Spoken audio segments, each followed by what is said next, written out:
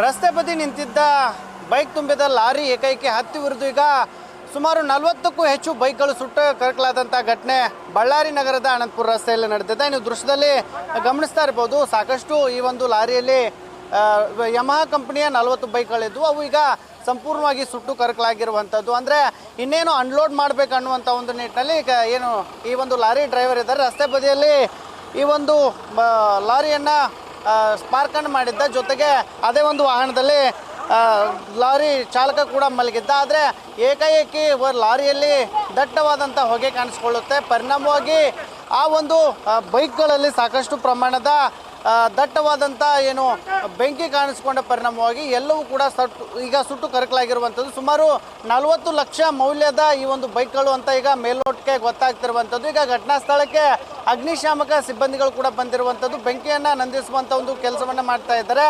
ಸುಮಾರು ಈ ಒಂದು ಲಾರಿಯಲ್ಲಿ ಇರ್ತಕ್ಕಂಥ 40 ಬೈಕ್ಗಳ ಪೈಕಿ 20 ಬೈಕ್ಗಳು ಈ ಬಳ್ಳಾರಿಯಲ್ಲಿ ಅವನ್ನ ಅನ್ಲೋಡ್ ಮಾಡಬೇಕಿತ್ತು. ತದನಂತರದಲ್ಲಿ ಇನ್ನು ಉಳಿದಂಥ 20 ಬೈಕ್ಗಳನ್ನು ಬಿಜಾಪುರಕ್ಕೆ ಅಂದರೆ ಈಗ ವಿಜಯಪುರ ಜಿಲ್ಲೆಯಲ್ಲಿ ಅವುಗಳನ್ನು ಅನ್ಲೋಡ್ ಮಾಡಬೇಕಿತ್ತು. ಆದರೆ ಏಕೈಕಿ ಈ ಒಂದು ಆಕಸ್ಮಿಕ ಬೆಂಕಿ ಅವಘಡದಿಂದ ಈಗ ಸಂಪೂರ್ಣವಾಗಿ ಎಲ್ಲ ಬೈಕ್ಗಳು ಸುಟ್ಟು ಕರಕಲಾಗಿರುವಂಥದ್ದು ನೀವು ದೃಶ್ಯದಲ್ಲಿ ಗಮನಿಸ್ತಾ ಇರ್ಬೋದು. ಅಂತ ಏನು ಯಮಹಾ ಕಂಪನಿಯ ಬೈಕ್ಗಳಿದ್ವು ಅವು ಎಲ್ಲವೂ ಕೂಡ ಈಗ ಏನು ಕೇವಲ ಅವಶೇಷಗಳು ಮಾತ್ರ ಈಗ ಕಾಣ್ತಾ ಇರುವಂಥದ್ದು. ಅಷ್ಟರ ಮಟ್ಟಿಗೆ ಆ ಬೆಂಕಿಯ ವೇಗ ಇತ್ತು. ಹಾಗಾಗಿ ಆ ಎಲ್ಲ ಬೈಕ್ಗಳು ಈಗ ಸಂಪೂರ್ಣವಾಗಿ ಸುಟ್ಟಿರುವಂಥದ್ದು. ಜೊತೆಗೆ ಅದೃಷ್ಟವಶಾತ್ ಲಾರಿ ಈ ಚಾಲಕ ಏನಿದ್ದಾರೆ ಅವರು ಬೆಂಕಿ ಕಾಣಿಸ್ಕೊಳ್ಳದಂತೆ ಹೊರಗಡೆ ಬಂದಿರುವಂಥದ್ದು. ಹಾಗಾಗಿ ಅವ್ರಿಗೂ ಕೂಡ ಏನೂ ಆಗಿಲ್ಲ.